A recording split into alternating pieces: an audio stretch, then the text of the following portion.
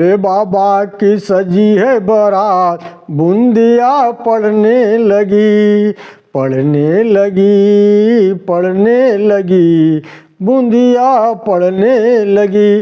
भोले बाबा की सजी है बारात, बूंदिया पड़ने लगी। सारे देव संग में साजे, सारे देव संग में साजे, भूत प्रेत सब संग विराजे, ई शोभा बरनी न जाए।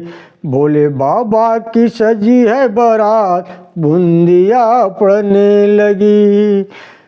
नंदी ऊपर शिव जी विराजे, भूत प्रेत सब धावन लागे, सब करते प्रभु की जयकार, बूंदिया पड़ने लगी। भोले बाबा की सजी है बारात, बूंदिया पड़ने लगी। बालक वृद्ध युवा नर नारी, देखी बारात गए सब वासी, हंसी कहे सभी नर नारी, बूंदिया पड़ने लगी।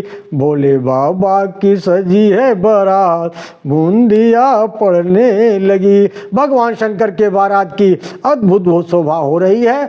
करोड़ों गण भगवान शिव के साथ चल रहे हैं। इधर हिमालय ने बहुत सुंदर व्यवस्था की है। मानस में भगवत गोस्वामी तुलसीदास जी लिखते हैं, यहाँ हिमांचल रचे बिताना, अति विचित्र नहीं जाई बखाना, करी बनाव सजवान नाना, चले लेन सादर अगवाना। हिमालय द्वारा भेजे गए मूर्तिमान पर्वतों ब्राह्मणों ने बारात की अगवानी करी और सबको लेकर पर्वतराज के घर आ रहे हैं।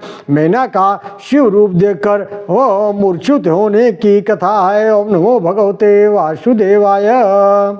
शिव बारात में जैसे ही मैना ने भगवान शिव को रूप को देखा, वे मूर्छित होकर गिर पड़ी। मैना जी, आगे कथा है, मैना जी भगवान शिव का दर्शन करने के लिए छत पर चढ़ गई। मैना के संग में नारद जी भी थे। परम कौतुकी भगवान शिव भी मैना जी के भाव को समझ गए। जानबूझकर भगवान शिव ने भगवान विष्णु और ब्रह्मा जी को आगे भेज दिया तथा स्वयं विचित्र लीला करते हुए चलने लगे।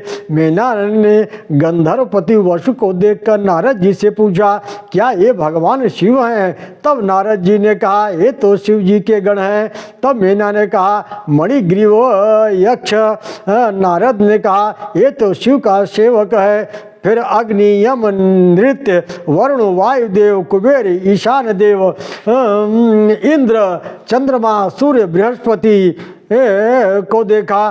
तब ब्रह्मा ने कहा, इन सबको देखकर भी मैना जी ने वही प्रश्न किया और नारद जी ने सबका परिचय करवाया। इतने में भगवान विष्णु आ गए। कोटि कंदर्प लावण्य पीतांबर धर स्वराट, राजीव लोचन शांत पक्षींद्र वरवान। इतने में करोड़ों कामदेव की शोभा से युक्त मेघ के समान श्याम वर्ण वाले पीतांबरधारी राजीव लोचन भगवान विष्णु वहां आ गए। तब मैना ने कहा नारद जी से, इनसे सुंदर कोई हो ही नहीं सकता, निश्चित ही है यही शिव है, इसमें संदेह नहीं है। तब नारद जी ने कहा, हे ये तो भगवान साक्षात विष्णु है। इतने में ही भगवान रुद्र की सेना पहुंच गई। बड़ा ही विचित्र समाज है बाबा का। मानस में गोस्वामी तुलसीदास जी लिखते हैं, को मुखहीन विपुल मुख काहू, बिनु पद कर को बहुपद बाहू, विपुल नयन को नयन विहीना, रिष्ट पुष्ट कोई अति तन खीना। उन गणों के बैल मध्य बैल पर बैठे 5 मुख तथा 3 नेत्र वाले, चिता भस्म लगाए, जटा जूट बांधे, कपाल धारण किए हुए, व्याघ्र चर्म पहने, एक हाथ में त्रिशूल हुआ, दूसरे हाथ में डमरू लिए, जैसे ही शंकर भगवान को देखा, नारद जी ने कहा, ये ही देवों के देव भोलेनाथ हैं। मैना मूर्छित हो गई। मैना मैना का विलाप है। मैना जी ने रनिवास में आकर पार्वती जी को गोद में उठा लिया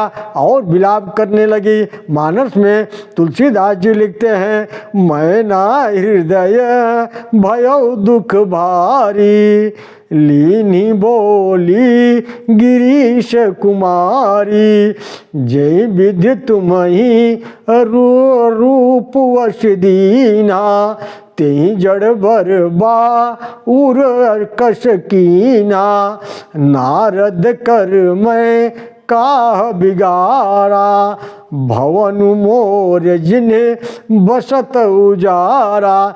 हे पुत्री, मैंने नारद का क्या बिगाड़ा था जिन्होंने मेरा बसा हुआ भवन उजाड़ दिया।